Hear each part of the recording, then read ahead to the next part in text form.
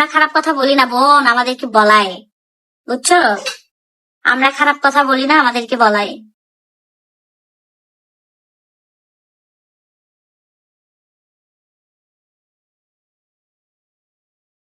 এরপরে মানে বেজন মা বাপের ঠিক নাই, ওর কোনো লজ্জা আছে? কমেন্ট পড়ি একটু। তো যাই হোক, এর মতো আসলে বেয়াদব মহিলা আমি একটাও দেখিনি, বেহায়া মহিলা একটাও দেখিনি।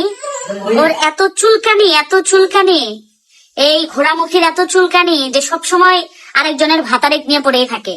কিরে ঘোড়ামুখী, তোর ভাতারেক নিয়ে কয়জন এইভাবে পড়ে থাকে? তুই যে আমার ভাতারের দিকে নজর দিছিস, আবার তোর ওই ঝোল পড়ার ওখানে চাকরি দিতে চাইছিস।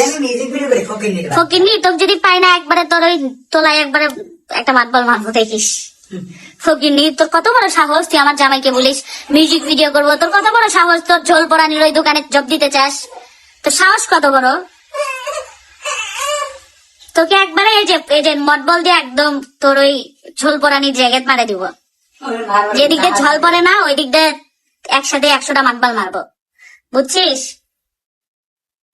তোমার মারবালে উপরে মানে টাইটানিক গানা গেছে, আমার মাসে টাইটানিক খুঁজতেছে। আর কি বিয়ে একটা দুইটা 6-7টা বিয়ে করছে সে, গাল লাগে কি করে? তাও ঠিক, তোর তো ঝোল পড়বে, কারণ তোর তো বিয়া অনেকগুলা রে। তোর ওটা সাগর হয়ে গেছে। সাগর হয়েছে না? সাগর, সাগর না সমুদ্র হয়েছে? ওই সারা সমুদ্র একই।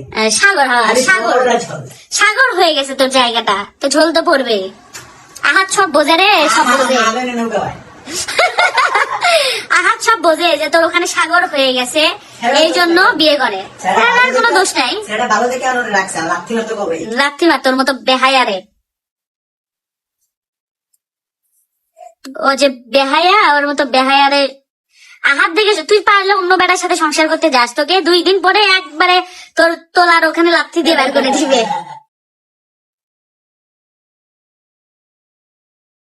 আহাত দেখে পারবানি রে। 12 ভাতারি হিজড়া তিসাফ জ্বলতিছে, রাজাকে খাইতে পারেনি। রাইট, একদম রাইট, এই জন্য জ্বলতিছে। কিন্তু রাজা অবশ্য রিজেক্ট করবে ওকে। রাজা ওর মতো ঝোল পরানি মেয়েকে আসলে বন্ধুওয়ালা দিকে তাকায় না রাজা।